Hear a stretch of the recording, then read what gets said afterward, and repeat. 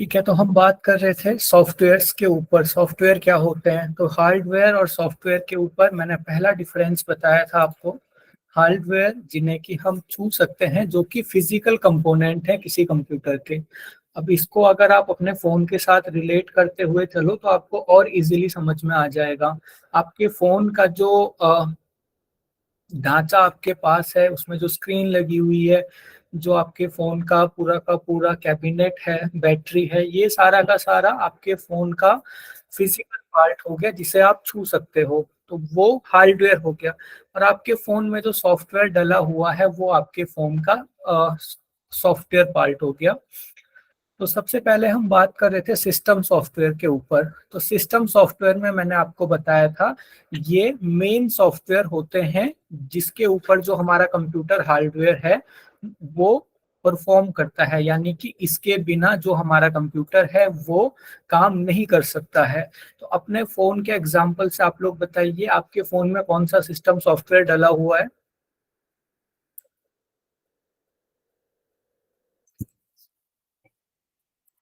Android. वो dragon कुछ जे कह रहा था। जो भी ऐप है सर,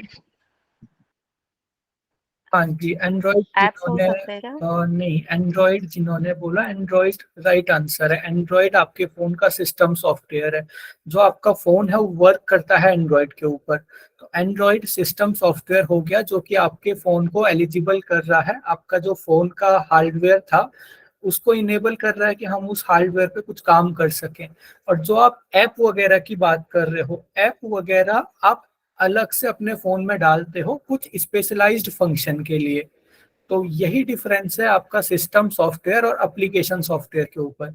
सिस्टम सॉफ्टवेयर में वो सॉफ्टवेयर आएंगे जो कि आपके फोन के बेसिक फंक्शन के लिए जरूरी है और जिनके बिना आपका फोन फंक्शन नहीं कर सकता है। मीन्स तो ये आपका सिस्टम सॉफ्टवेयर है। जो सॉफ्टवेयर हार्डवेयर चलाने के लिए लगाते वो सिस्टम। हाँ, इसमें आपका वो भी आ जाता है, ऐसे सॉफ्टवेयर जो कि हार्डवेयर को चलाने के लिए हमारे कंप्यूटर में होते हैं, वो सॉफ्टवेयर भी इसमें आ जाते हैं। उनके ऊपर अभी हम बात करेंगे। तो जो सिस्टम सॉफ्टवेयर हैं वो कंप्यूटर की इंटरनल फंक्शनिंग, यानी कि कंप्यूटर जो भी काम कर रहा है, इसके अलावा हार्डवेयर और सॉफ्टवेयर हार्डवेयर डिवाइसेस जैसे मॉनिटर, प्रिंटर, स्टोरेज, इन सबको कंट्रोल करेगा। और हार्डवेयर और यूजर के बीच में एक लिंक बनाता है। अगर आपके फोन में एंड्रॉयड ही नहीं डला रहता तो जो आपका फोन है उससे आप कैसे इंटरेक्ट कर सकते थे? तो ये सारी चीजें आपने सिस्टम सॉफ्टवेयर में ध्यान रखनी है। सिस्टम सॉफ्टवेयर में मैंने आपको बताया थे कौन कौन से सिस्टम सॉफ्टवेयर के टाइप्स होते हैं। तो यहाँ पे आपका पहला टाइप है ऑपरेटिंग सिस्टम। ऑपरेटिंग सिस्टम जैसे कि नाम से ही हमें क्लियर हो रहा है, जो कि किसी कंप्यूटर को, किसी मोबाइल को ऑपरेट करता है। उसका जो मेन प्रोग्राम है, उसका जो बेस है सॉफ्टवेयर का, वो हमारा ऑपरेटिंग सिस्टम होता है। तो यहाँ पे मैंने आपको बताया था कि ये मेन प्रोग्राम होता है कंप्यूटर सिस्टम का, जिससे कि आपका जो कंप्यूटर का हार्डवेयर है, जो फोन का हार्डवेयर है, उसे हम यूज कर सकते हैं। अब आपको मैंने कुछ एग्जांपल, क्या आपको स्क्रीन विजिबल नहीं है? नो सर, स्क्रीन विजिबल नहीं है। Okay, okay, sorry sorry.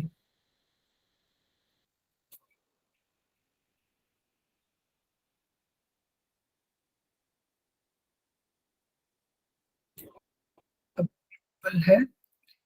ठीक है, संध्या जी, मैं आपको फिर से होस्ट बना रहा हूँ, आप इन करते जाएंगे प्लीज। Ji sir.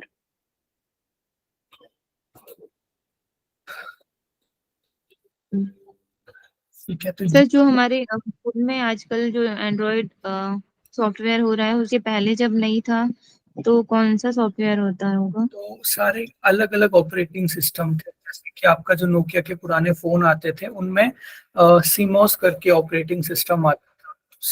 अगर कोई, जैसे आपके पुराने बार फोन भी हैं, चाइनीज फोन आते थे पुराने, उनके भी अपने सॉफ्टवेयर होते थे, लेकिन वो फेमस नहीं हुए। आपने बस फेमस ऑपरेटिंग सिस्टम के नाम याद रखने हैं।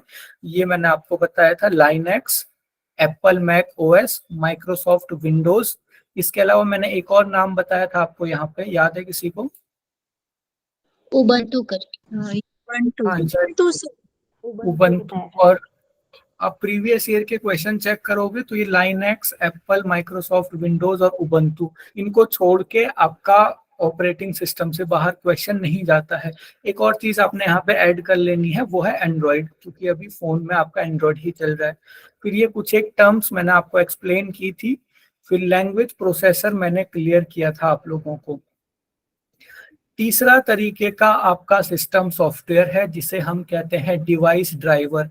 अब डिवाइस ड्राइवर को मैं आपको थोड़ा इजी वे में एक्सप्लेन करने का ट्राई करता हूं, उसके बाद हम इस नोट्स के ऊपर जाएंगे।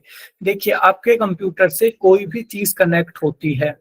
फॉर एग्जाम्पल, आपके सिस्टम से आप कीबोर्ड कनेक्ट कर रहे हो, आप माउस कनेक्ट कर रहे हो, या फिर अपने कंप्यूटर से आप कोई प्रोजेक्टर कनेक्ट कर रहे हो।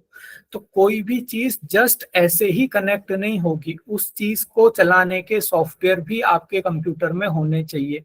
तो जो डिवाइस ड्राइवर हैं वो ऐसे प्रोग्राम या फिर ऐसे सॉफ्टवेयर होते हैं जिनकी अभी आप बात कर रहे थे, जो कि किसी डिवाइस को कनेक्ट करवाते हैं हमारे कंप्यूटर से और उसको परफॉर्म करने में हेल्प करते हैं।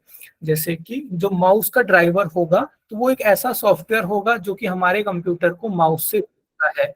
बिना सॉफ्टवेयर के हार्डवेयर, मैंने आपको बताया था, फंक्शन नहीं कर सकते हैं। तो जितने भी आपके डिवाइस आपके कंप्यूटर से जुड़ते हैं, जैसे प्रिंटर हो गया, जैसे माउस हो गया, मॉडेम हो गया, ये सभी के सभी फिजिकली तो हम वायर के थ्रू इनको कंप्यूटर से जोड़ देते हैं, लेकिन जब तक हम इनके सॉफ्टवेयर को अपने कंप्यूटर में इंस्टॉल नहीं करेंगे, तब तक हमारा कंप्यूटर इनको पहचान नहीं पाएगा, तब तक हमारा कंप्यूटर इनसे वर्क नहीं करवा पाएगा। तो डिवाइस ड्राइवर समझ आया सभी लोगों को? हाँ जी। सर मतलब ये हार्डवेयर और वही सॉफ्टवेयर, हार्डवेयर और यूजर के बीच का जो इंटरमीडिएट कहलाएगा वो डिवाइस ड्राइवर ही कहलाएगा, ऐसा बोल सकते हैं? वो आपका सिस्टम सॉफ्टवेयर हो गया, लेकिन सिस्टम सॉफ्टवेयर के ऊपर डिवाइस ड्राइवर पर्टिकुलरली क्या कर रहा है, हमारे कंप्यूटर में किसी एक डिवाइस को जोड़ने में हेल्प कर रहा है।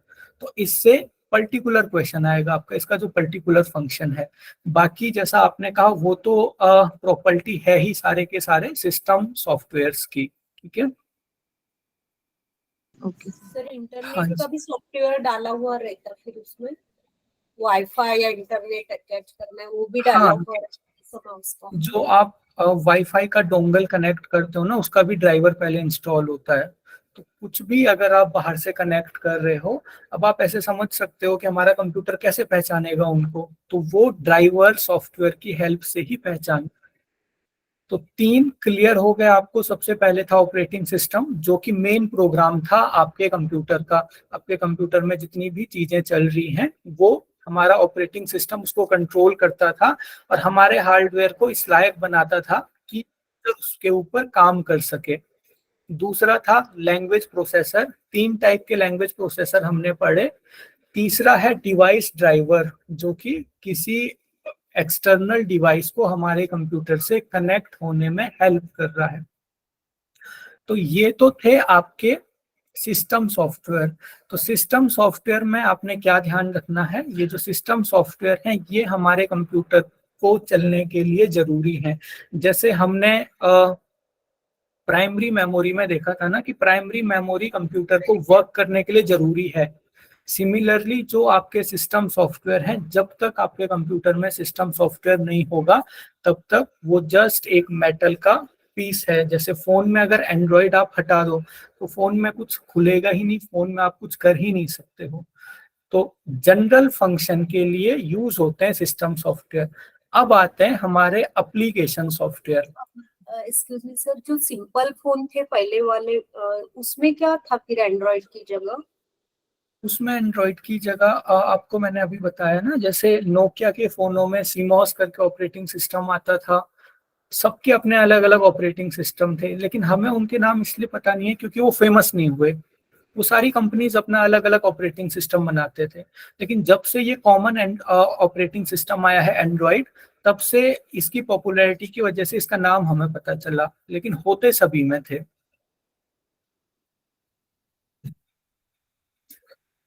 तो एप्लीकेशन सॉफ्टवेयर के बारे में बात करते हैं हम।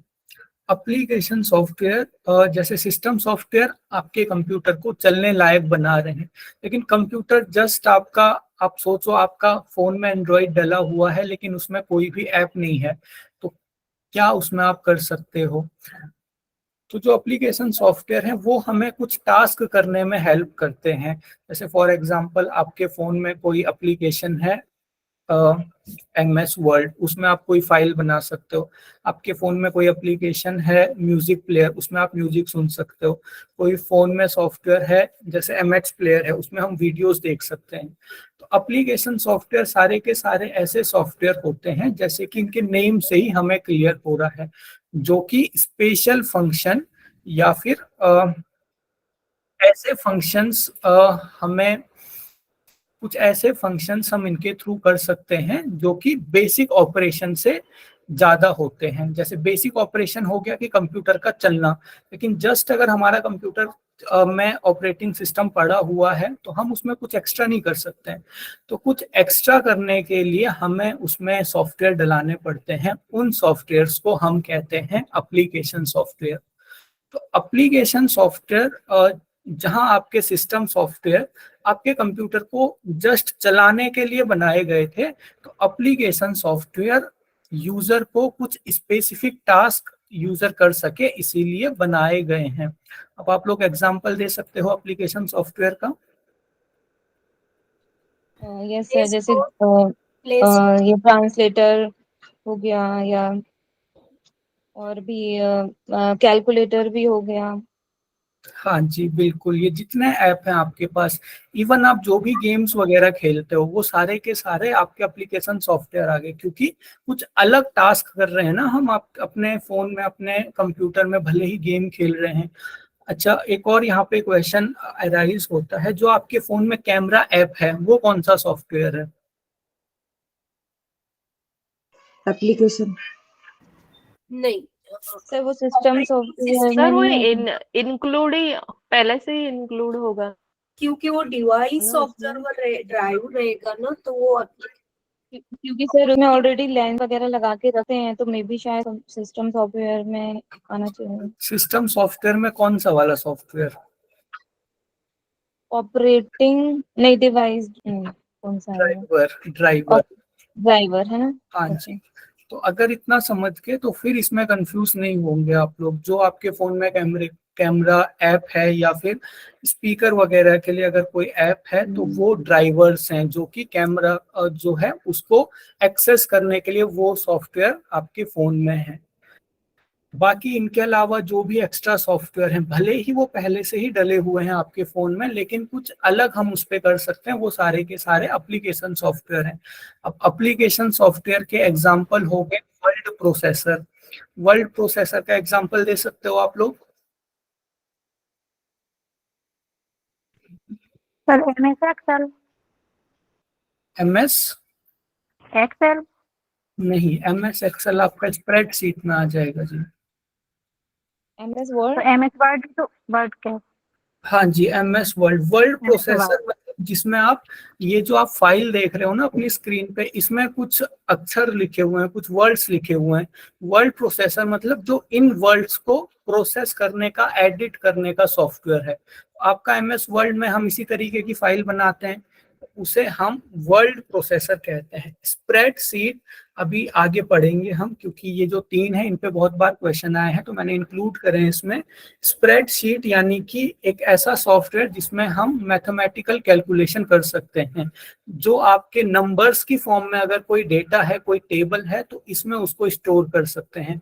तो स्प्रेडशीट का एग्जांपल देंगे आप लोग? MS Excel.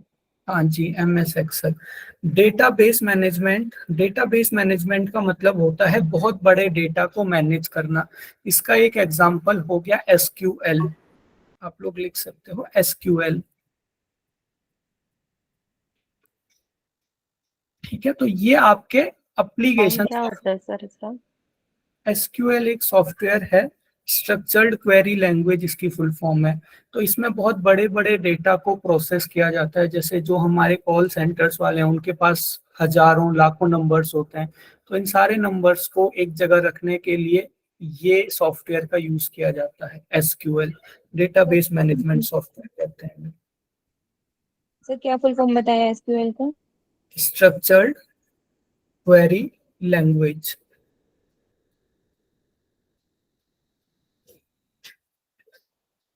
मतलब ठीक ये है। लैंग्वेज वाला सॉफ्टवेयर कहलाएगा, सिस्टम सॉफ्टवेयर में?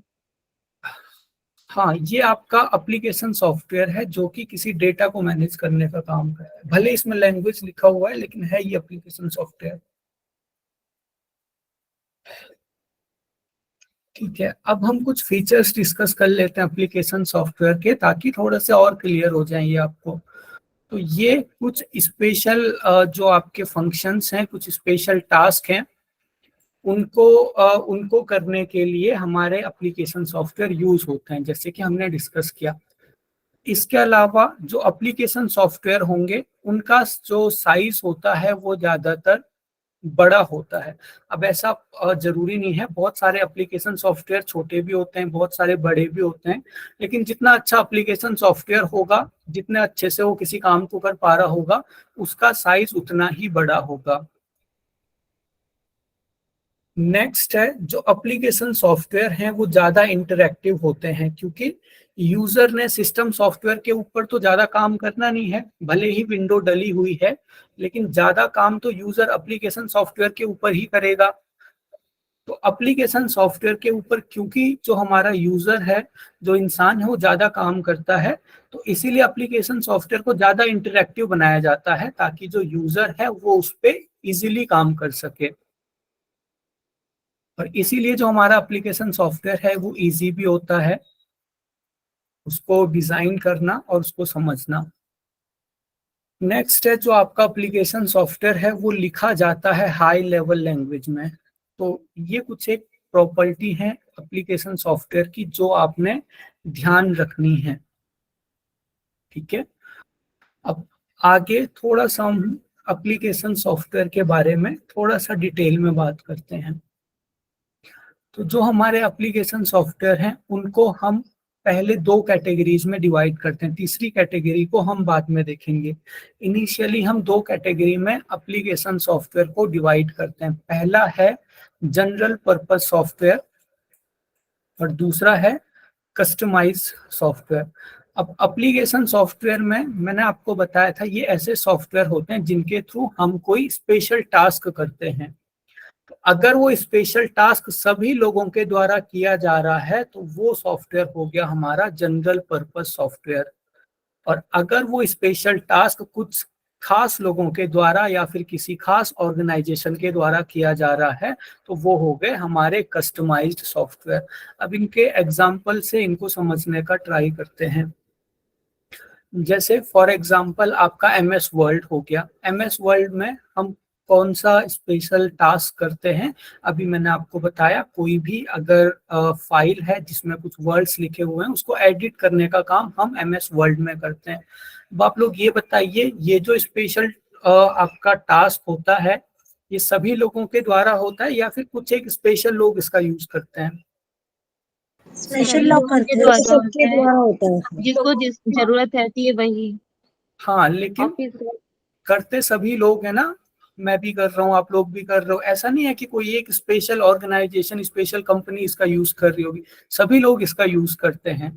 आपके फोन में जो आपका ऐप है व्हाट्सएप, वो मतलब भले ही इनके लिए यूज हो रहा है, उसका स्पेशल टास्क हो गया मैसेजिंग, लेकिन उसको भी सभी लोग यूज करते हैं।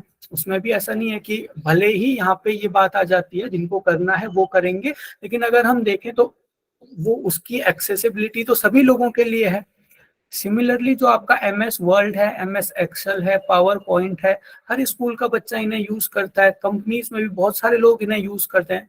तो जो इस तरीके के सॉफ्टवेयर होते हैं जिनको लगभग सभी लोग यूज कर सकते हैं, कोई ऐसा दायरा नहीं होता है कि किसी स्पेशल कंपनी के, किसी स्पेशल ऑर्गेनाइजेशन के ही लोग इन्हें यूज कर सकते हैं, तो उन्हें हम कहते हैं जनरल पर्पस सॉफ्टवेयर। उसके बाद अब हम बात करते हैं कस्टमाइज सॉफ्टवेयर के ऊपर। कस्टमाइज सॉफ्टवेयर क्या होते हैं? तो क्योंकि ये किस में आएगा, इंस्टाग्राम और फेसबुक इसमें ही आएगा क्या? आपकी वॉइस थोड़ी सी कम आ रही है। सर वो पूछ रहे हैं इंस्टाग्राम और फेसबुक सर वो वगैरह बोल किसमें रहे आएगा? इंस्टाग्राम और फेसबुक बताइए किसमें आएंगे? सर वो भी इसमें ही आएगा, general purpose. General purpose software, ठीक है। जनरल में ही आएगा। हाँ, क्योंकि सभी लोग यूज कर सकते हैं, हर जगह इसका यूज होता है। अब आप अगर कस्टमाइज सॉफ्टवेयर समझोगे तो आपको थोड़ा सा और क्लियर हो जाएगा। कस्टमाइज सॉफ्टवेयर का मतलब अब है तो ये भी आपका एप्लीकेशन सॉफ्टवेयर, तो यूज होगा ये भी स्पेशल टास्क के लिए, लेकिन वो जो स्पेशल टास्क होगा वो बस किसी कंपनी के लोग करेंगे या फिर किसी एक ऑर्गेनाइजेशन के लोग करेंगे। अब फॉर एग्जांपल हमारी अभी जो एकेडमी है MDYA, अगर हम एक सॉफ्टवेयर बना दें अटेंडेंस का सॉफ्टवेयर की, जिसमें हमारी एकेडमी की अटेंडेंस लगेगी, तो वो सॉफ्टवेयर हमने अपने लिए बनाया है, तो ऐसा तो है नहीं कि उसका यूज कोई और भी कर लेगा, आप घर में बैठ कर उस सॉफ्टवेयर का यूज करेंगे, ऐसा नहीं हो सकता। तो जो भी ऐसे सॉफ्टवेयर होते हैं जो कोई ऑर्गेनाइजेशन या फिर जो कोई कंपनी अपने लिए स्पेशली बनवाती है और वही कंपनी उसे यूज करती है, उसे मतलब सॉफ्टवेयर का कॉपीराइट होगा, वो कस्टमाइज सॉफ्टवेयर होगा। हाँ जी। कॉपीराइट आपका जनरल पर्पस सॉफ्टवेयर का भी होता है, जैसे MS वर्ड है, तो जो भी उसको यूज कर रहा है, भले ही सारे लोग यूज कर रहे हैं, लेकिन सबके कंप्यूटर में उसका कॉपीराइट का लाइसेंस होगा। कॉपीराइट वो एक अलग चीज है, लेकिन कितने लोग उसको यूज कर रहे हैं, कितने लोगों को उसकी जरूरत है। अब हमारी MDYA का अगर हम कोई अटेंडेंस का सॉफ्टवेयर बनाते हैं तो बस हमें ही उसकी जरूरत है, तो वो हमारा कस्टमाइज सॉफ्टवेयर हो गया। सिमिलरली आपका रेलवे जिस सॉफ्टवेयर का यूज करता है वो आपका कस्टमाइज सॉफ्टवेयर हो गया। इसके अलावा आपकी एयरलाइन अगर किसी रिजर्वेशन सिस्टम का यूज कर रही है, या फिर आपने देखा होगा बहुत सारे ऐसे मॉल्स वगैरह होते हैं जहाँ पे जो उनका बिलिंग होती है वो किसी सॉफ्टवेयर के ऊपर कर रहे होते हैं, तो उनके सॉफ्टवेयर भी कस्टमाइज सॉफ्टवेयर हैं। तो अब आपको डिफरेंस क्लियर हुआ जनरल पर्पस सॉफ्टवेयर में और कस्टमाइज सॉफ्टवेयर में? Yes sir. ओके, नेक्स्ट है हमारा यूटिलिटी सॉफ्टवेयर। अब आप लोग मुझे फोन में एग्जांपल दे सकते हो कस्टमाइज सॉफ्टवेयर का?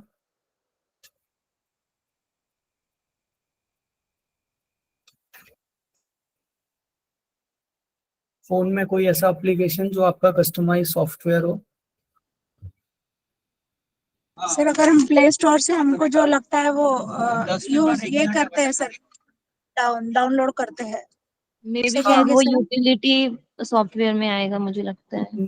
प्ले स्टोर से आप दोनों तरह के सॉफ्टवेयर डाउनलोड कर सकते हो, लेकिन अगर आप ऐसे सॉफ्टवेयर डाउनलोड कर रहे हो जो कि हर कोई यूज कर रहा है तो वो जनरल पर्पस हो गए, और अगर आप कोई ऐसे सॉफ्टवेयर डाउनलोड कर रहे हो जो कि किसी स्पेसिफिक कंपनी के लिए बने हैं तो वो कस्टमाइज सॉफ्टवेयर हो गए।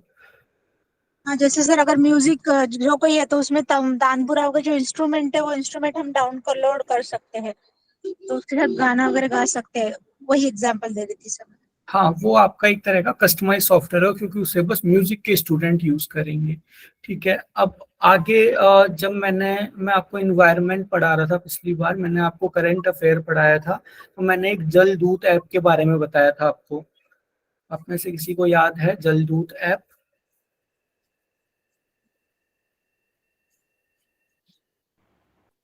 सर वो चार्जेस लगाए थे उसके बारे में ही, पंजाब या कुछ यहाँ पे नहीं नहीं, वो जल ही जल बोल दूत रहे ऐप हैं ना मैंने सर आपको आप? बताया। नहीं, जलदूत ऐप में मैंने आपको बताया था कि जो आपके सर जो आप, इन्वायरमेंट की जो बारिश वगैरह उसकी इंफॉर्मेशन देता है। हाँ, कि कौन से कुएं में कितना पानी है, आपका जो गांव का जो रोजगार सहायक होगा या फिर जो सचिव होगा वही उस ऐप को यूज करेगा और उस ऐप में फीड करेगा कि किस कुएं में कितना पानी है, तो उससे वाटर लेवल का पता चल जाएगा कि पूरे देश के कुओं में कितना पानी है। तो जो इस तरह के सॉफ्टवेयर होते हैं जो सरकार बस अपने लिए ही बनाती है वो भी आपके कस्टमाइज सॉफ्टवेयर हो गए। तो ये हो गया आपका जनरल पर्पस सॉफ्टवेयर और कस्टमाइज सॉफ्टवेयर। जो इन्वायरमेंट के करंट अफेयर थे वो भी आप लोग पढ़िए, क्योंकि 2-3 महीने में नए करंट अफेयर नहीं आते हैं, जस्ट 2 से 3 ऐड होंगे, बाकी सारे वही रहेंगे। नेक्स्ट है यूटिलिटी सॉफ्टवेयर। तो यूटिलिटी सॉफ्टवेयर को कैसे समझोगे आप लोग? देखिए, सिस्टम सॉफ्टवेयर आपके सिस्टम को चलाने में हेल्प करते हैं। तो यूटिलिटी सॉफ्टवेयर में ऐसे सारे एप्लीकेशन सॉफ्टवेयर आ जाते हैं जो कि आपके कंप्यूटर को सही से चलाने में हेल्प करते हैं। इनका स्पेशल टास्क क्या होता है? आपके कंप्यूटर को सही से रन करना, सिस्टम सॉफ्टवेयर की हेल्प करना। तो this type of application software is used to support the computer infrastructure, यानी कि जो आपके कंप्यूटर का इंफ्रास्ट्रक्चर है उसमें जो सिस्टम सॉफ्टवेयर है उसको सपोर्ट करते हैं। जो एप्लीकेशन सॉफ्टवेयर, उसको हम यूटिलिटी सॉफ्टवेयर कहते हैं। तो ये हमारे जो हमारा कंप्यूटर सिस्टम है उसको एनालाइज करता है कि वो कैसे काम कर रहा है, उसको कॉन्फ़िगर करेगा, ऑप्टिमाइज करेगा, यानी कि उसकी वर्किंग को बढ़ाएगा और मेंटेनेंस करेगा। अगर कोई गड़बड़ी है तो उसको ठीक करेगा। तो यूटिलिटी सॉफ्टवेयर में लिख लीजिए ऐसे सॉफ्टवेयर जो कि हमारे कंप्यूटर जो कंप्यूटर में सिस्टम सॉफ्टवेयर हैं उनको सपोर्ट करते हैं, उन्हें हम यूटिलिटी सॉफ्टवेयर कहते हैं। और ये भी हमारे कंप्यूटर को सही से रन करने में हेल्प करते हैं। इनके एग्जाम्पल यहाँ पे लिखे हुए हैं, मैं एक एक दो दो लाइन में इनके बारे में बताऊंगा, आप लोग नोट कर लीजिए, हो सकता है क्वेश्चन इससे आ सकता है। अभी तक जस्ट इनका नाम आया है, लेकिन एक एक लाइन में आपको इनके बारे में पता होना चाहिए। सबसे पहले एंटीवायरस। एंटीवायरस पता है आप लोगों को? Yes sir. हाँ जी सर। जी। हाँ जी, तो एंटीवायरस लिख लीजिए। आपके कंप्यूटर सिस्टम में अगर कोई वायरस आ गया है, अब ये भी आगे हमने डिटेल में पढ़ना है, अभी आप इतना लिख लीजिए, अगर कंप्यूटर में कोई वायरस आ गया है तो उस वायरस को आइडेंटिफाई करने में और उस वायरस को रिमूव करने में हेल्प करता है एंटीवायरस। ठीक है, अब एंटीवायरस तीन चीज करता है, तीनों लिख लीजिए। सबसे पहले आइडेंटिफाई करेगा कि वायरस है या नहीं है, उसके बाद रिपेयर करेगा, वो जो वायरस है उसको ठीक करने की कोशिश करेगा, और तीसरा है रिमूव। तो आइडेंटिफाई, रिपेयर और रिमूव। अगर रिपेयर कर पा रहा है तो ठीक है, अगर रिपेयर नहीं कर पा रहा है तो सीधे उसको रिमूव कर देगा। नेक्स्ट है आपका डिस्क फ्रेगमेंटर। डिस्क फ्रेगमेंटर लिखिए, इसको आप ऐसे समझ सकते हो, आपका ये जो रूम है, अगर रूम के अंदर आपका जो सामान है वो इधर उधर पड़ा हुआ है तो आपको पूरा अपना रूम भरा भरा लगेगा। लेकिन अगर इस सारे सामान को हम इकट्ठा करके एक जगह पे रख दें तो रूम का जो स्पेस है वो थोड़ा सा बढ़ जाएगा। यही काम हमारा डिस्क फ्रेगमेंटर करता है। जैसे कि इसके नाम से ही हमें क्लियर हो रहा है, फ्रेगमेंट। तो फ्रेगमेंट का मतलब होता है छोटे छोटे से टुकड़े। तो जो हमारी मेमोरी है, हमारी जो हार्ड डिस्क है, उसमें जो डेटा है वो अलग अलग जगह पे जमा रहता है, जिसकी वजह से डिस्क का साइज फालतू में बढ़ने लगता है। तो डिस्क फ्रेगमेंटर क्या करेगा, जो हमारी हार्ड डिस्क में जो भी फाइल है उनको एक जगह पे लेके आता है, तो उसे हम कहते हैं डिस्क फ्रेगमेंटर।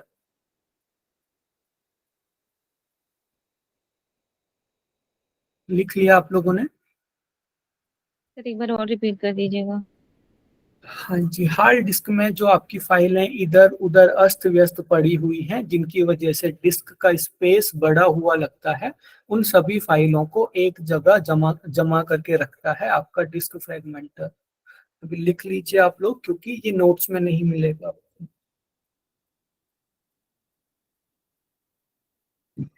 नेक्स्ट है डिस्क रिपेयर। ये तो आपको नाम से ही क्लियर हो रहा है, जो आपकी मेमोरी है, जो आपकी हार्ड डिस्क है, अगर उसमें कोई प्रॉब्लम आ गई है तो उस प्रॉब्लम को ठीक करने का काम, उस प्रॉब्लम को रिपेयर करने का काम हमारा डिस्क रिपेयर करता है। नेक्स्ट है डिस्क क्लीनर्स। हाँ जी, सर फिर से बोल दीजिएगा।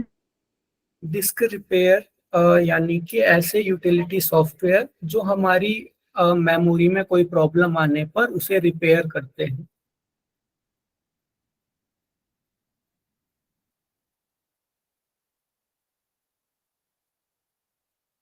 नेक्स्ट है डिस्क क्लीनर्स। तो ये भी आपको नाम से क्लियर हो रहा होगा।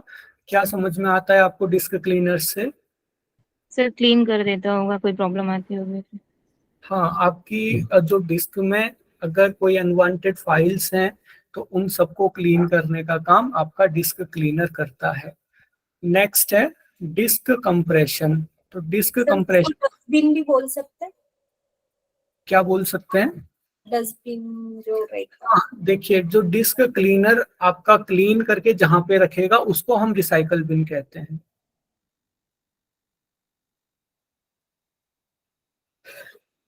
नेक्स्ट है डिस्क कंप्रेशन। तो कंप्रेस करने का मतलब क्या होता है? कोई बड़ी चीज है उसको सिकोड़ के छोटा कर दो। तो जो आपका डिस्क कंप्रेशन है बड़ी बड़ी फाइलों को कॉन्ट्रैक्ट करके सिकोड़ के छोटा कर देता है ताकि जो डिस्क है उसकी मेमोरी का कम से कम यूज हो। कंप्रेस कर देना। और एक बार बता दीजिए सर, तीसरा पॉइंट। डिस्क कंप्रेशन यानी कि जो बड़ी बड़ी फाइलों को कंप्रेस करता है। कंप्रेस करने का मतलब उन्हें छोटा करना ताकि जो हमारी मेमोरी है उसका कम यूज हो, तो उसे हम डिस्क कंप्रेशन कहते हैं। ये सारे के सारे आपके यूटिलिटी सॉफ्टवेयर हैं जो कि आपके सिस्टम सॉफ्टवेयर आपके सिस्टम को हेल्प कर रहे हैं। जैसे कि आपका एंटीवायरस आपके ऑपरेटिंग सिस्टम को हेल्प कर रहा है। Disk fragmenter, disk repair, disk cleaner और डिस्क कंप्रेशन कौन से आपके कंप्यूटर के कौन से एलिमेंट को हेल्प कर रहे हैं? सिस्टम सॉफ्टवेयर को, मेमोरी वाले। मेमोरी को। की जो मेमोरी है उसको हेल्प कर रहे हैं, उसमें ये काम कर रहे हैं।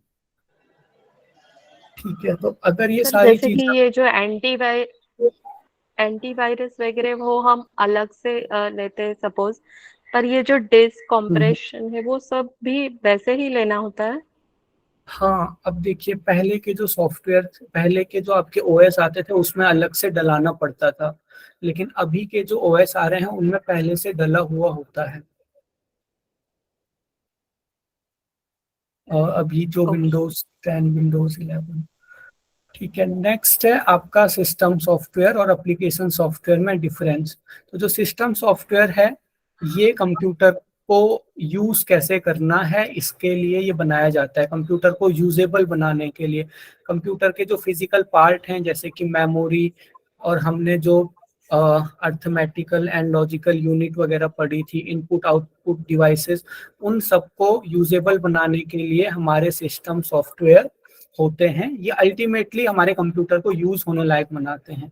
एप्लीकेशन सॉफ्टवेयर जो हमारे किसी स्पेशल रिक्वायरमेंट को पूरा कर रहे हैं, हमने कुछ अलग काम करना है, कुछ अलग टास्क करना है, वो हम एप्लीकेशन सॉफ्टवेयर की हेल्प से कर सकते हैं। सिस्टम सॉफ्टवेयर आपके लो लेवल लैंग्वेज में लिखे जाते हैं और एप्लीकेशन सॉफ्टवेयर हमने देखा था कि इन्हें हाई लेवल लैंग्वेज में लिखा जाता है। सिस्टम सॉफ्टवेयर के ऊपर ज्यादा काम हम नहीं करते हैं, वो जस्ट कंप्यूटर को चलाने के लिए हैं, तो इसीलिए उनको इंटरैक्टिव बनाने के लिए मेहनत नहीं की जाती है, ये कम इंटरैक्टिव होते हैं। लेकिन अगर हम बात करें एप्लीकेशन सॉफ्टवेयर की, तो क्योंकि हम हर टाइम अपना ज्यादातर टाइम एप्लीकेशन सॉफ्टवेयर के ऊपर ही गुजारते हैं, आप में से ऐसा कोई नहीं होगा कि जस्ट फोन की स्क्रीन ऑन कर दी और फोन को देखते रहोगे। हम कुछ ना कुछ उसमें, या तो हम व्हाट्सएप यूज करेंगे, उसमें हम MS वर्ड वगैरह यूज करेंगे। तो क्योंकि ज्यादातर टाइम हम अपना एप्लीकेशन सॉफ्टवेयर में गुजारते हैं तो इनको इंटरैक्टिव बनाया जाता है। ये जो सिस्टम सॉफ्टवेयर है ये वाइटल रोल प्ले करता है। वाइटल वर्ड का मतलब क्या होता है? इम्पोर्टेंट, महत्वपूर्ण, इम्पोर्टेंट। सर जो महत्वपूर्ण टेम्परेरी नहीं, वाइटल का मतलब यानी मतलब उसको जिंदा रहने के लिए जैसे चाहिए होगा कंप्यूटर को जो चलने के हमारे लिए। वाइटल ऑर्गन्स रहते हैं ना सर, वैसे हाँ, वाइटल ऑर्गन्स यानी कि जो हमारे अस्तित्व के लिए जरूरी हैं, हमें जिंदा रहने के लिए जरूरी है। जिसके तो बिना जिसके बिना काम नहीं हो सकता सर, राइट। सर वो इसलिए मैंने बोला, ये एग्जाम में अभी जो टेस्ट हुआ था उसमें क्वेश्चन आया था ना, ये कि वाइटल मेमोरी कुछ करके आया था, तो मुझसे गलत हो गया था। उसमें रैम मेमोरी थी ना जो टेम्परेरी, मैंने सर्च किया था तो ये वो वोलेटाइल थी, वो वोलेटाइल। सॉरी नहीं होना है आपको। ठीक है, तो ये वाइटल रोल प्ले करते हैं हमारे सिस्टम की इफेक्टिव फंक्शनिंग में, ये तो आपको क्लियर है। लेकिन application software vital role play नहीं करते हैं। आप अपने फोन में कोई ऐप ना भी रखो फिर भी आपका फोन अच्छे से काम करेगा। नेक्स्ट है ये फिफ्थ वाला इंडिपेंडेंट, कौन सा है सर? फिफ्थ वाला क्या नाम बोले? ये वाला वाइटल एप्लीकेशन सॉफ्टवेयर होने के बाद एप्लीकेशन सॉफ्टवेयर की जरूरत नहीं होती है आपके फोन के वाइटल, यानी कि उसका वाइटल रोल नहीं होता है, उसके बिना भी आपका फोन सही से काम करेगा। नेक्स्ट है जो सिस्टम सॉफ्टवेयर है वो इंडिपेंडेंट होता है, यानी कि उसको काम करने के लिए एप्लीकेशन सॉफ्टवेयर की जरूरत नहीं है। लेकिन जो हमारा एप्लीकेशन सॉफ्टवेयर है उसको काम करने के लिए सिस्टम सॉफ्टवेयर की जरूरत पड़ती है। इस लाइन को एक्सप्लेन कर सकता है आप में से कोई?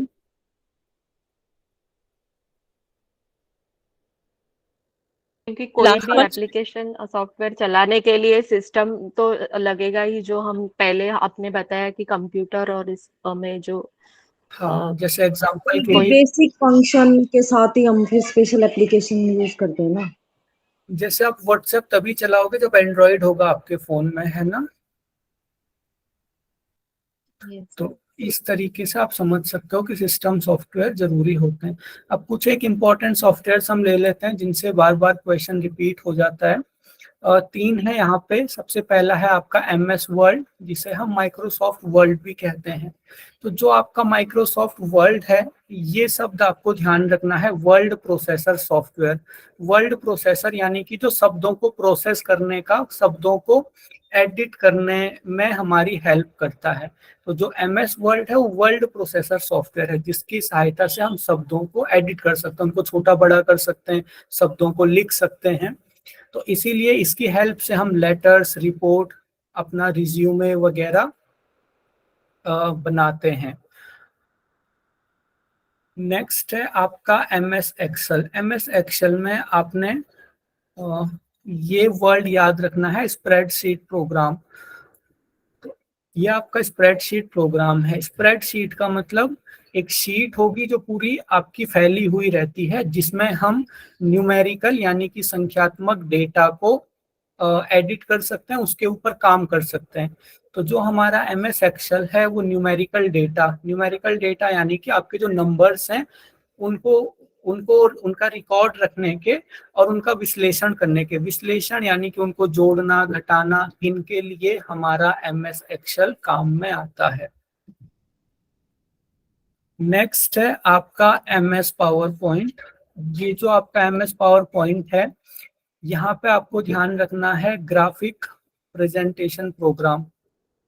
तो प्रेजेंटेशन ग्राफिक प्रोग्राम यानी कि इसकी हेल्प से हम कुछ प्रेजेंट कर सकते हैं। हमारा जो एनिमेशन वगैरह है वो भी MS पावर पॉइंट में ही इंक्लूड होता है। तो आपकी प्रेजेंटेशन बनाने के लिए पावर पॉइंट यूज होगी। प्रेजेंटेशन यानी कि कोई प्रस्तुति है आपका, शायद 21 में क्वेश्चन आया था कि आपको कोई चीज प्रस्तुत करनी है किसी के सामने, तो आप किसके थ्रू सबसे अच्छे से उसको प्रेजेंट कर सकते हो। तो कुछ भी अगर, हाँ जी, कुछ भी अगर हमने प्रेजेंट करना है ग्राफिक की हेल्प से, जिसमें कि एनिमेशन होगा, जिसमें कि हम शब्दों को छोटा बड़ा बहुत अच्छे से कर सकते हैं, तो वो है हमारा MS पावर पॉइंट। सर वो जो एनिमेटेड मूवीज और ये सब बनता है वो इसमें ही बनता होगा, MS पावर पॉइंट में? नहीं, वो आपका MS पावर पॉइंट से और एडवांस होता है। MS पावर पॉइंट में हम एक लिमिट तक एनिमेशन कर सकते हैं, लेकिन उसके बाद और आपके सॉफ्टवेयर आते हैं 3D एनिमेशन के, 2D एनिमेशन के। नेक्स्ट है different types of files generated by software and their extension. अब ये बहुत ज़्यादा ज़रूरी है। मैं उम्मीद करता हूँ आज हम इसे कंप्लीट कर लेंगे और कल आप इसे पूरा याद करके आओगे क्लास में, क्योंकि इससे काफ़ी बार क्वेश्चन रिपीट होते हैं। जिन जिन लोगों ने प्रीवियस ईयर क्वेश्चन करे होंगे उनको पता होगा कि इस तरीके के जो एक्सटेंशन है इनके ऊपर क्वेश्चन आ जाता है। किसी ने देखे अभी तक ऐसे क्वेश्चन? हाँ सर, वो एक्सटेंशन लाइक सर हाँ second one dot second one वाला था सर। वगैरह होता है ना सर ये।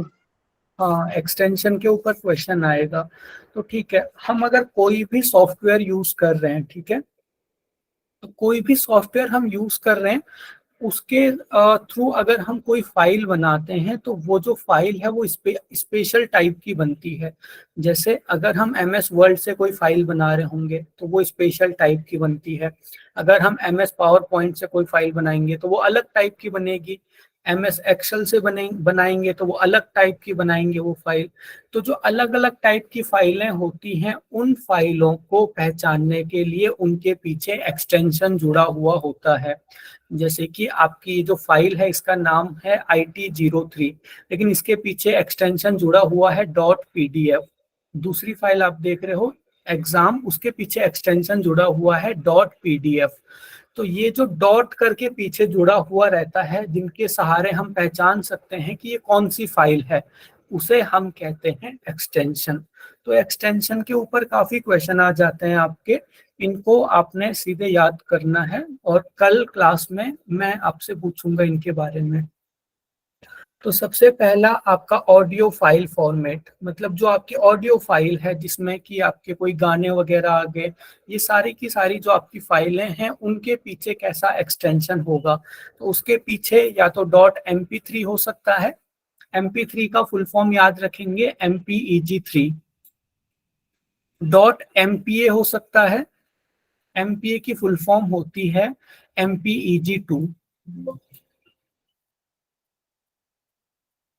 नेक्स्ट है आपका .wav। .wav की फुल फॉर्म होती है wave form audio file format. अब मैं जिन जिन को यहाँ पे टिक करते जा रहा हूँ उनकी फुल फॉर्म भी आपने याद करनी है। इसके अलावा आपका ये सारे के सारे ऑडियो फाइल फॉर्मेट हैं। एक और यहाँ पे लिख लीजिए आप M4A।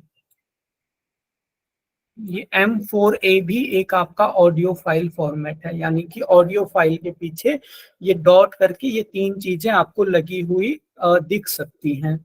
अब ऑडियो फाइल में भी ये तीनों ही जो फाइल होंगी वो अलग अलग प्रकार की होंगी, उनके बारे में हम बात नहीं करेंगे। जहाँ पे जरूरत होगी वहां पे उसके बारे में हम बात करेंगे। अब हम बात करते हैं वीडियो फाइल के बारे में। कोई अगर आपके फोन में वीडियो है, कोई मूवी है, तो उसके पीछे से कौन सा एक्सटेंशन आपको लगा हुआ मिल सकता है। तो सबसे पहले है .3GP।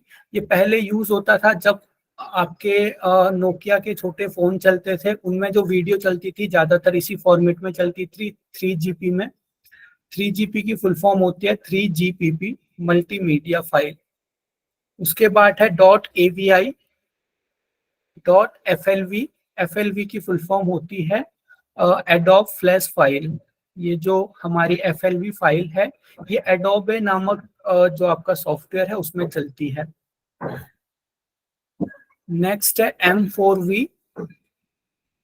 नेक्स्ट है MKV। इसको आपने इसका नाम याद रखना है, इसका नाम एक दो बार आया है। MKV की फुल फॉर्म होती है मेट्रोस का मल्टीमीडिया कंटेनर। इसकी फुल फॉर्म भी कई बार आ जाती है।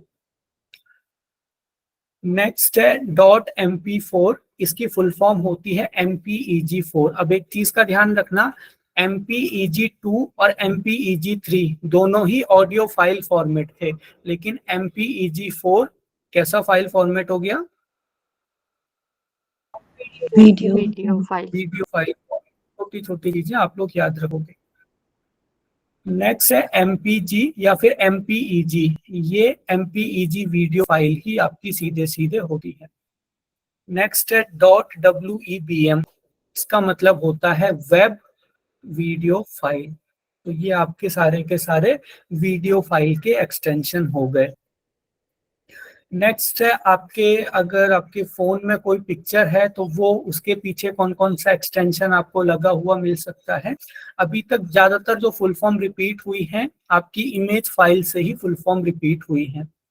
जैसे .BMP आपको अगर मिलता है तो उसकी फुल फॉर्म है बिटमैप इमेज। उसके बाद है .GIF। GIF की फुल फॉर्म होती है ग्राफिक इंटरचेंज फॉर्मेट। और स्टार करके एक पॉइंट लिख लीजिए कि जो हमारा एनिमेशन टाइप का एनिमेशन की हमें फैसिलिटी देता है पिक्चर में, वो हमारा GIF फॉर्मेट ही है। यानी कि आपने देखा होगा कि हम बहुत सारे व्हाट्सएप वगैरह में स्टिकर या फिर छोटी छोटी वीडियो शेयर करते हैं जो कि पिक्चर की ही उसमें होती है, पिक्चर की फॉर्म में होती है। वो सारी की सारी आपकी GIF हाँ जी। वीडियो गेम के लिए वीडियो गेम नहीं, आपने व्हाट्सएप वगैरह में देखा होगा ना, हम किसी को स्टिकर देखा है। वगैरह सेंड करते हैं जिसमें जो 3 से 4 सेकंड की छोटी वीडियो होती है, तो वो एक्चुअल में एक पिक्चर ही है जो कि चलती हुई पिक्चर है। तो वो है आपका ग्राफिक इंटरचेंज फॉर्मेट। ये जो ग्राफिक इंटरचेंज फॉर्मेट है, इसमें बहुत सारी फोटोज स्टोर्ड होती हैं जो कि एक साथ चलती हैं, तो हमें ऐसा लगता है कि कोई वीडियो चल रही है। तो जो भी हम स्टिकर वगैरह व्हाट्सएप में सेंड करते हैं, अगर वो मूविंग स्टिकर है तो वो इसी फॉर्मेट में स्टिकर होता है। तो नॉर्मली भी जो हम फोन यूज करते हैं ना, तो पहले मतलब अगर हम कोई भी एप्लीकेशन या जैसे गैलरी हमने ओपन की हुई है ना, तो हाँ जी। उसमें सारा जो है वो सर चलते हुए मतलब मोस्टली दिखते हैं वीडियोस या कुछ ऐसा अगर रहेगा तो मतलब पहले मूव नहीं होता था, हम जिसको ओपन करते थे वो होता था मूव कोई भी हाँ, वीडियो। वो ये जो भी उसी आपका का ही फोन, है। हाँ फोन इसी टेक्नोलॉजी को यूज करता है, यानी कि वो जो वीडियो होगा उसको इमेज में कन्वर्ट करेगा और इसी इमेज में कन्वर्ट करता है ग्राफिक इंटरचेंज फॉर्मेट में। नेक्स्ट है आपका ICO, इसका नाम होता है आइकन फाइल। उसके बाद है .jpeg और .jpg। इससे अभी तक क्वेश्चन इसी से आया है 2 से 3 बार। इसकी फुल फॉर्म होती है जॉइंट फोटोग्राफिक एक्सपर्ट ग्रुप, इसको स्टार मार्क कर लीजिए। नेक्स्ट है PNG। PNG की फुल फॉर्म होती है पोर्टेबल नेटवर्क ग्राफिक, ठीक है। नेक्स्ट है .svg।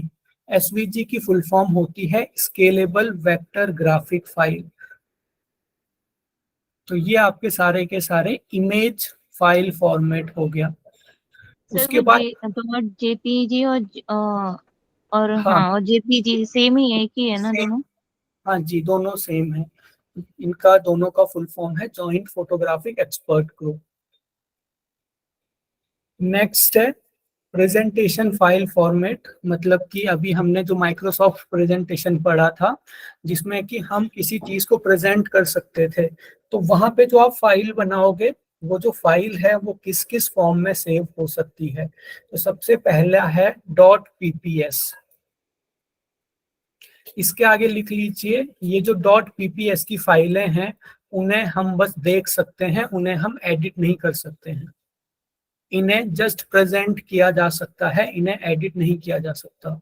अब ये कहाँ पे यूज होता है? फॉर एग्जांपल आपने बहुत मेहनत से कोई PPT बनाई और आप चाहते हो कि कोई सामने वाला आपसे PPT मांग रहा है, लेकिन आप चाहते नहीं हो कि वो उस PPT से आपका नाम वगैरह एडिट कर ले या फिर फर्दर उसको एडिट करके अपने खुद से यूज कर ले। अगर आप ये चीजें अवॉइड करना चाहते हो तो आप अपनी PPT को इस फॉर्मेट में सेव कर सकते हो।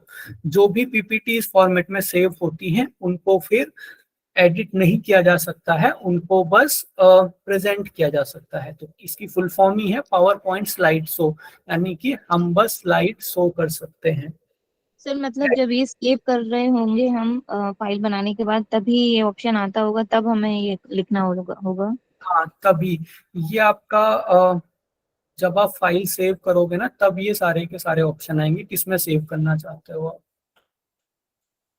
नेक्स्ट है आपका .ppt, इसकी फुल फॉर्म है पावर पॉइंट प्रेजेंटेशन। नेक्स्ट है PPTX। अब ये जो PPTX है ये है तो प्रेजेंटेशन का ही एक्सटेंशन, लेकिन इसके पीछे लिख लीजिए कि ये ज्यादातर आपके मोबाइल वगैरह में यूज होता है, ठीक है।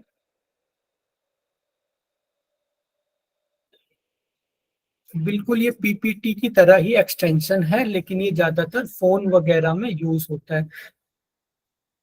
नेक्स्ट है स्प्रेडशीट, जो हमने MS एक्सेल पढ़ा था। तो इसकी जो सबसे पहला फॉर्मेट है वो है XLS, जिसे हम माइक्रोसॉफ्ट एक्सेल फाइल कहते हैं। उसके बाद है XLSM, जिसकी फुल फॉर्म है Microsoft Excel file with macros. उसके बाद है XLSX, इसकी फुल फॉर्म है Microsoft Excel open XML spreadsheet file. इसके पीछे लिख लीजिए, ये जो लास्ट वाला आपका ऑप्शन है इसके पीछे लिख लीजिए कि ये वाला जो फॉर्मेट है वो फोन में यूज होता है। यहाँ पे PPTX फोन में यूज हो रहा था, यहाँ पे XLSX आपके फोन में यूज होगा स्प्रेडशीट का फाइल फॉर्मेट।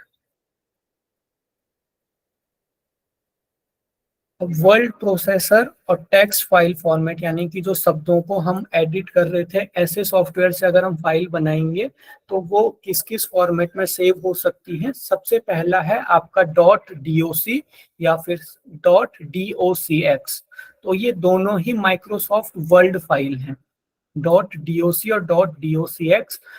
अब यहाँ पे लिख लीजिए .doc ज्यादातर विंडोज में यूज होगा और .docx ज्यादातर आपका एंड्रॉइड या फिर मोबाइल में यूज होगा, टैबलेट वगैरह में यूज होगा।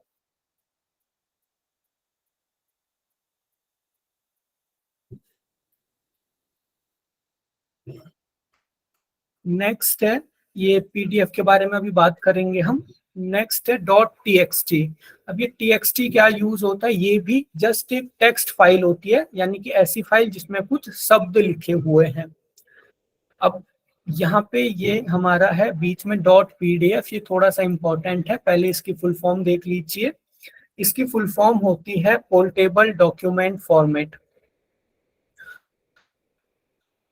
Portable document format. अब PDF कहाँ पे यूज होता है, एक बार इस पे क्वेश्चन आया था। अब देखिए, हो सकता है मैंने वर्ल्ड फाइल बनाने के लिए जो वर्ल्ड यूज किया है वो 2011 का यूज किया है, आपने जो वर्ल्ड यूज किया है वो 2016 का यूज किया है। तो ऐसे केसेस में अगर मैं आपको ये .doc फाइल सेंड करूंगा तो हो सकता है आपके कंप्यूटर में वो अलग से दिखे या फिर उसका जो फॉर्म है वो चेंज हो जाए।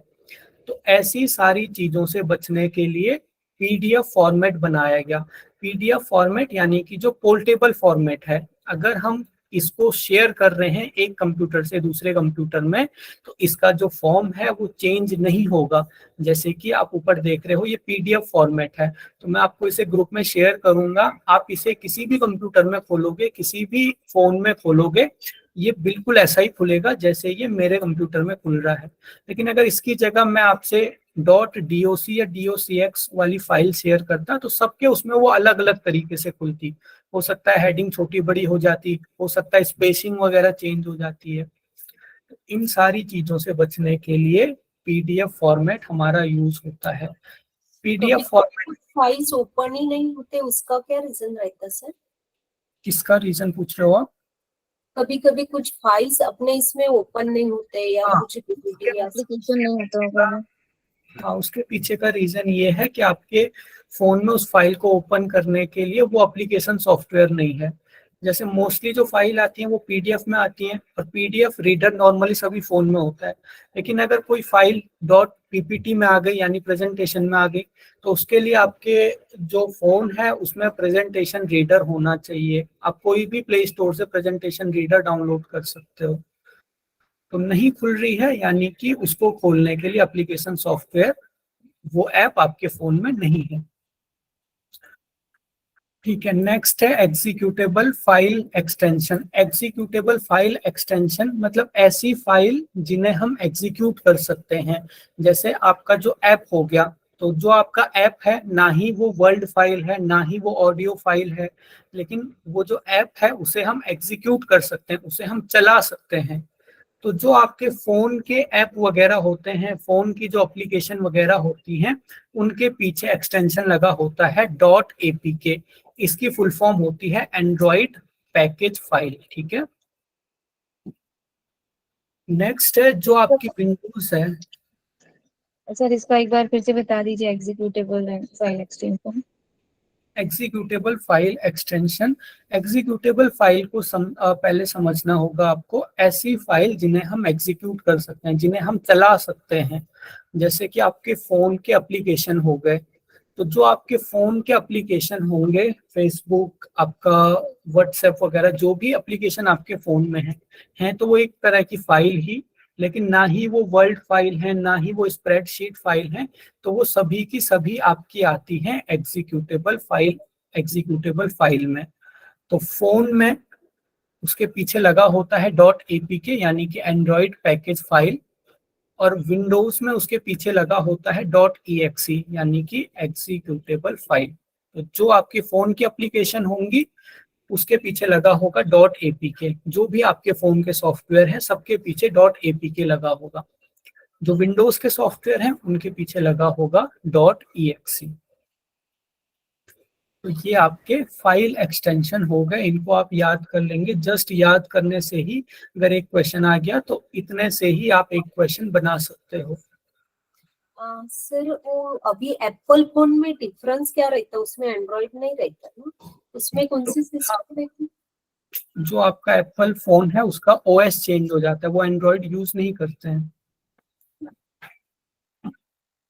उनका अपना ओएस रहता है। बाकी सभी जो फोन हैं वो एंड्रॉइड ही यूज कर रहे हैं, कुछ फोन विंडोज यूज करते हैं, एप्पल वालों का अपना ओएस होता है। ठीक है, तो अभी हमने जितना पढ़ा समझ आया आपके?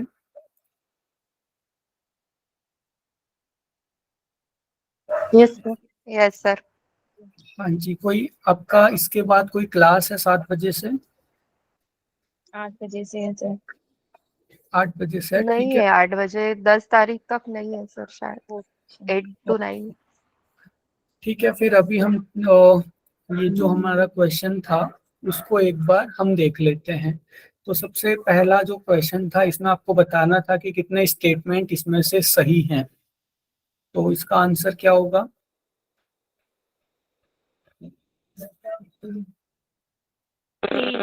सर मेरा गलत हो गया, मैंने 4 को भी सही बोल दिया था। मेरा भी गलत हुआ था सर। सर मैंने भी वही किया 4। मेरा भी गलत हुआ था सर ये। सही करा आपने? मैंने भी सर गलती किया। ओके, इसका आंसर होगा आपका 1। आपने आपने 4 को टिक करा होगा। ये क्वेश्चन आपने सही से 1 पढ़ना और था। 4 का सर किया, दोनों को किया था। सर मतलब फिर फर्स्ट 4 भी तो ठीक है ना, क्यों लार्ज उसमें मैंने भी यूज नहीं करते कर हैं दिया था, उसको। गलत हो गया था मेरा। देखिए, ये क्वेश्चन पहले पढ़ लीजिए। ये क्वेश्चन में था कि इसमें से कितनी स्टेटमेंट सही हैं। तो इसमें से बस एक ही स्टेटमेंट सही है, वो है चौथी स्टेटमेंट। तो इसका आंसर आना था 1। बाकी सारी स्टेटमेंट गलत है। यहाँ पे लिखा है कि जो माइक्रो कंप्यूटर है उनका जो डेवलपमेंट है वो शुरू हुआ इंटीग्रेटेड सर्किट के साथ, लेकिन माइक्रो कंप्यूटर का डेवलपमेंट किसके साथ शुरू हुआ?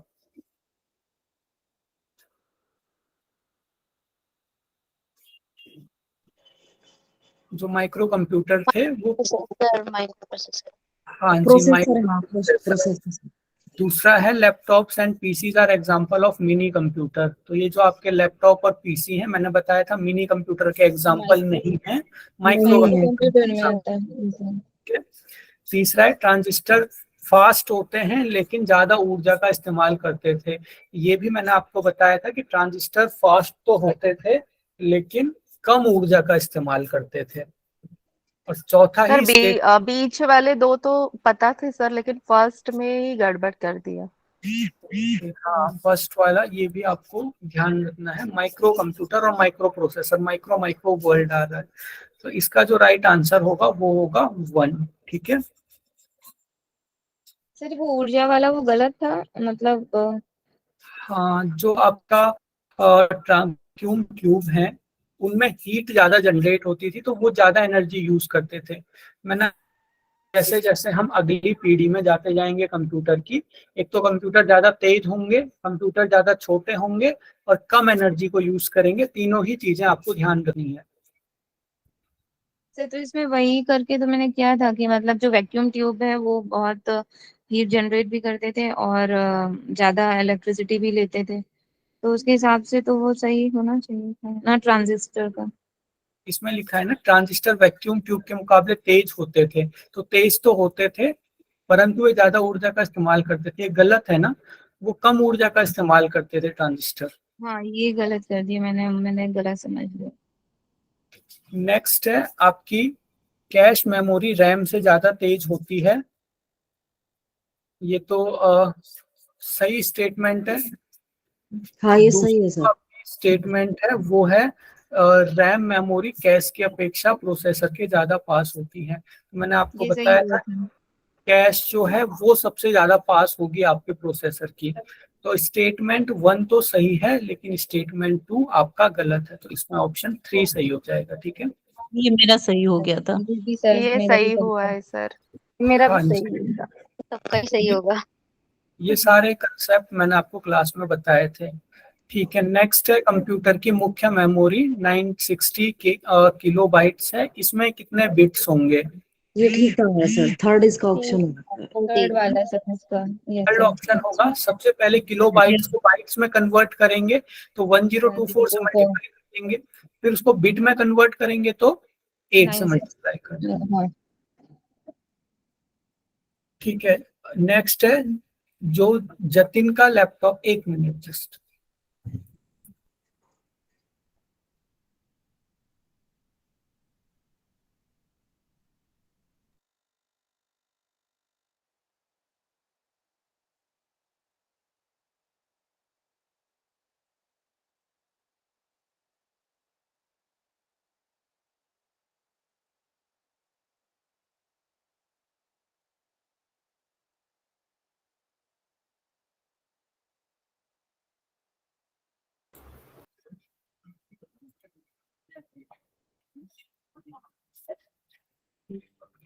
नेक्स्ट है आपको एलसीडी की फुल फॉर्म बतानी थी।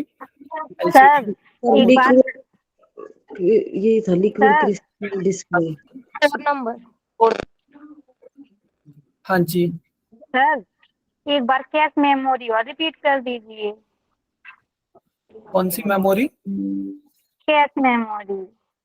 ओके, कैश मेमोरी जो है मैंने बताया था कि जो आपके कंप्यूटर में जो जो चीजें बार बार यूज होती हैं, प्रोसेसर उन चीजों को अपने पास में ही रख लेता है कैश मेमोरी की फॉर्म में। तो कैश मेमोरी सबसे तेज होती है और कंप्यूटर में सबसे ज्यादा प्रोसेसर के पास में आपकी कैश मेमोरी ही होती है। Thank you sir. ठीक है, जतिन के लैपटॉप में एलसीडी स्क्रीन है, इसकी फुल फॉर्म होती है लिक्विड क्रिस्टल डिस्प्ले। कौन से मॉनिटर का टाइप है ये? फ्लैट वाला या फिर सीआरटी वाला? Flat flat sir. वाला, फ्लैट सर, फ्लैट। ठीक है, इसको तो सबने अरेंज कर ही दिया होगा असेंडिंग ऑर्डर। यस सर, हाँ ये सर, यस यस सर। ठीक है, नेक्स्ट था 3 स्टेटमेंट थे आपके पास। जो आपकी रोम है वो वोलेटाइल मेमोरी है। वोलेटाइल का मतलब होता है टेम्पररी, जो कि डिलीट हो जाती है। गलत हुआ सर। ठीक है, रैम आपकी वोलेटाइल मेमोरी है और सेकेंडरी मेमोरी वोलेटाइल मेमोरी है। तो इसमें आपका जो आपकी रोम है, मैंने आपको बताया था कि इसमें कंपनीज के जो इंस्ट्रक्शन है वो पहले से सेव रहते हैं। ठीक है, तो वो हमारा वोलेटाइल मेमोरी नहीं है, वो परमानेंट मेमोरी है। रैम हमारी वोलेटाइल मेमोरी है क्योंकि इसमें बस प्रेजेंट का सेव रहेगा, कंप्यूटर बंद करते ही डिलीट हो जाएगा। लेकिन सेकेंडरी मेमोरी हमारी परमानेंट मेमोरी है। तो इसका आंसर क्या होगा? सेकेंड। क्यू था सर। वोलेटाइल का Q only। मीनिंग भूल गई थी, इसलिए मेरा गलत हो गया। वोलेटाइल मतलब टेम्पररी, जो कि डिलीट हो जाता है। ओके, अगला क्वेश्चन आपके पास असर्शन एंड रीजन था। इसमें जो आपका स्टेटमेंट था, कथन था, वो था मॉडेम इनपुट और आउटपुट डिवाइस दोनों है। और इसके पीछे जो रीजन दिया गया था वो ये था कि मॉडेम एनालॉग सिग्नल को डिजिटल सिग्नल में बदलता है। तो क्या होगा इसका? सर दोनों सर सही है, पहला मतलब वाला तो सही है। आंसर नहीं है। एक्सप्लेनेशन नहीं है। हाँ एक्सप्लेनेशन सही नहीं है, दोनों सही है। थर्ड बनाए। नहीं, इसका आंसर एक्सप्लेनेशन आधा ही दिया है सर, ऐसा लगा मुझे। हाँ जी बिल्कुल, इसका जो एक्सप्लेनेशन है आधा है। तो मैं अभी क्लियर करता हूँ आपको। मॉडेम आपका इनपुट और आउटपुट डिवाइस दोनों है, ये तो हमने क्लास में डिस्कस किया था। मैंने आपको बताया था जो इनपुट डिवाइस होगा वो हमारी लैंग्वेज को या फिर एनालॉग सिग्नल को डिजिटल सिग्नल में बदलेगा, इनपुट डिवाइस। और जो आउटपुट डिवाइस होगा वो डिजिटल सिग्नल को हमारी लैंग्वेज या फिर एनालॉग सिग्नल में बदलेगा। तो जो मॉडेम है वो इनपुट और आउटपुट डिवाइस तो है, ये सही बात है। लेकिन उसके पीछे का जो रीजन है कि मॉडेम बस एनालॉग सिग्नल को डिजिटल सिग्नल में बदलता है, ये आधी एक्सप्लेनेशन है, यानी कि गलत एक्सप्लेनेशन है। इसमें दोनों चीजें होती कि मॉडेम एनालॉग को डिजिटल में बदलता है और डिजिटल को एनालॉग में बदलता है, तब ये आपका रीजन सही होता। तो आपका जो ए ट्रू है और आर फॉल्स है। इसका जो आपका सर एनालॉग को डिजिटल में, डिजिटल को एनालॉग में, सर ये स्टेटमेंट जो बोला जी आपने, हाँ एनालॉग ये को डिजिटल में, डिजिटल को हमारी लैंग्वेज जो कहलाएगी वो बोलेंगे ना।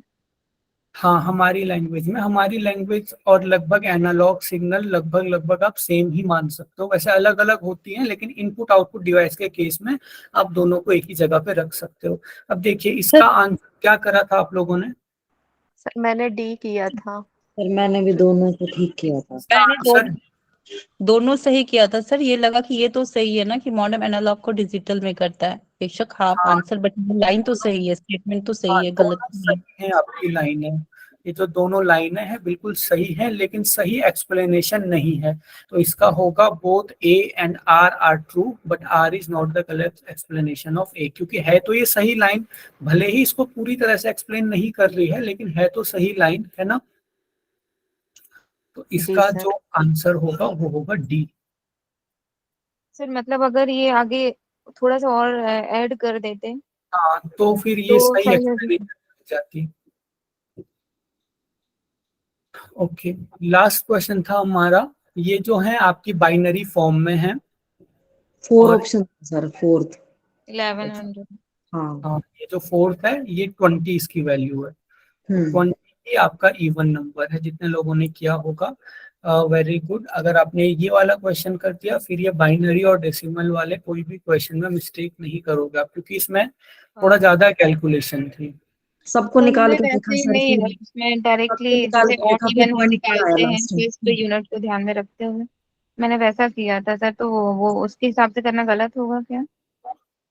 आपने पहले ये जो बाइनरी में है ना, सबको डेसिमल में कन्वर्ट करना था, फिर डेसिमल से आपको पता चलता कि वो सम है या फिर विषम संख्या है। हाँ सर ऐसे ही किया था मैंने, सबको सर निकाल के देखा मैंने फटाफट से। जीरो फिर देख के भी पता लगा सकते हैं ना सर, खाली जीरो कि ये इवन नंबर है। जीरो देख के नहीं पता लगा सकता, क्योंकि आगे जाके जो संख्या है वो बढ़ती जाती है।